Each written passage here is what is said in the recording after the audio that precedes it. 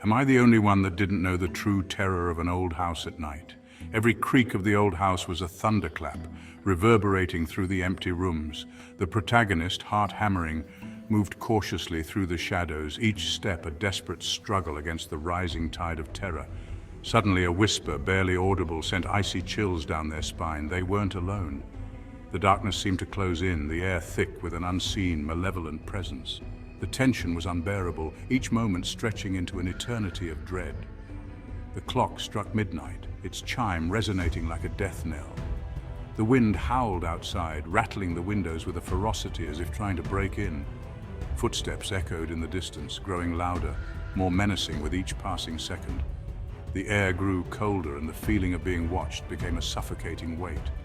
Suddenly, a shadowy figure emerged, gliding silently through the darkness.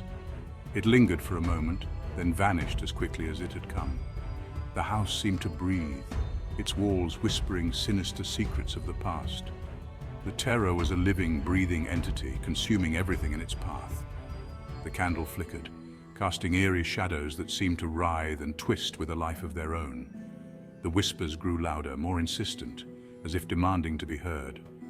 The darkness closed in, suffocating, relentless.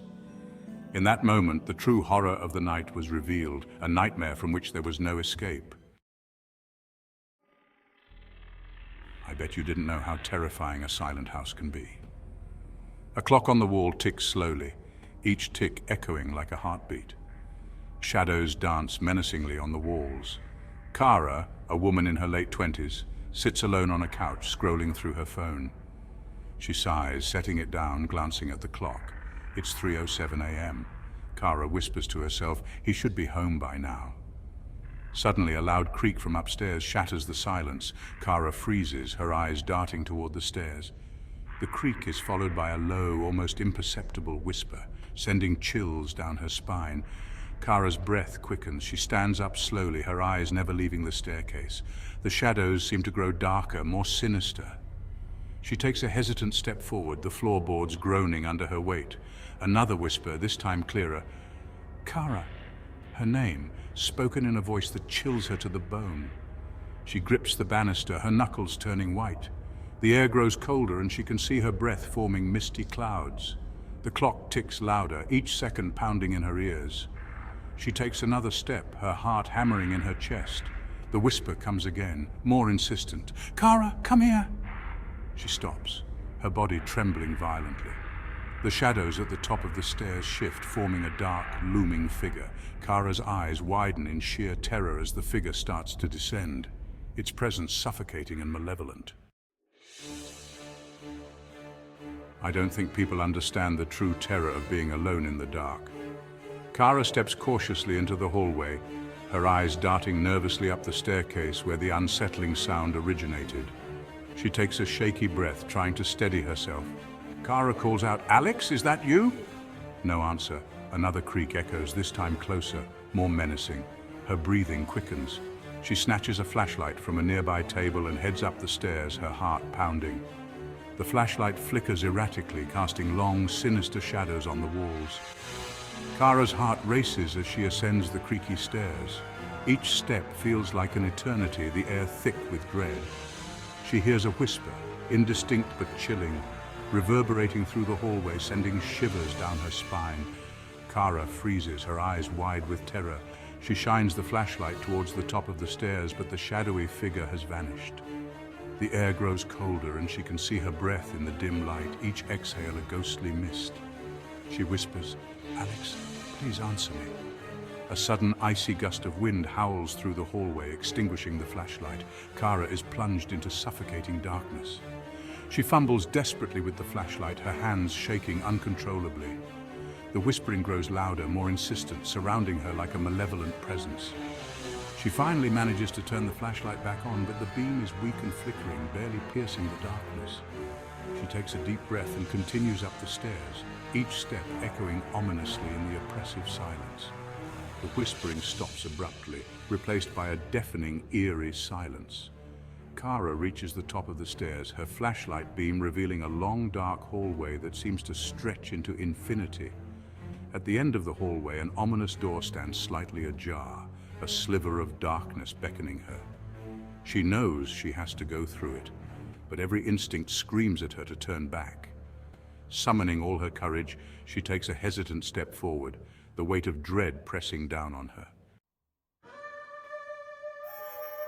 You need to watch this if you struggle with fear of the dark. As Kara reaches the top, the flashlight flickers violently, casting sinister shadows that dance menacingly on the walls. She hears faint, ghostly whispers, like distant, tormented voices seeping through the closed door of the master bedroom. Kara murmurs to herself, "It's just the house settling. It's just the house." But her voice trembles with doubt. The whispers grow louder, now mimicking her own voice, echoing back faintly from the other side of the door. "Kara! Kara!" Her hand shakes uncontrollably as she reaches for the doorknob, the cold metal sending shivers down her spine. She opens it slowly, her flashlight revealing a hunched figure on the bed, its back turned to her. It's dressed in the exact same clothes Kara is wearing, a chilling mirror image. Terrified, Kara whispers, "Who are you?" Her voice barely audible over her pounding heart. The figure turns slowly, revealing Kara's exact face, but pale, hollow, with lifeless eyes that seem to pierce her soul.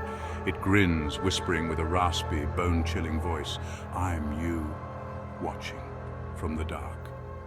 The figure lunges at her and Kara screams, stumbling back as her flashlight flickers and dies, plunging her into suffocating darkness. Everything is swallowed by pitch black.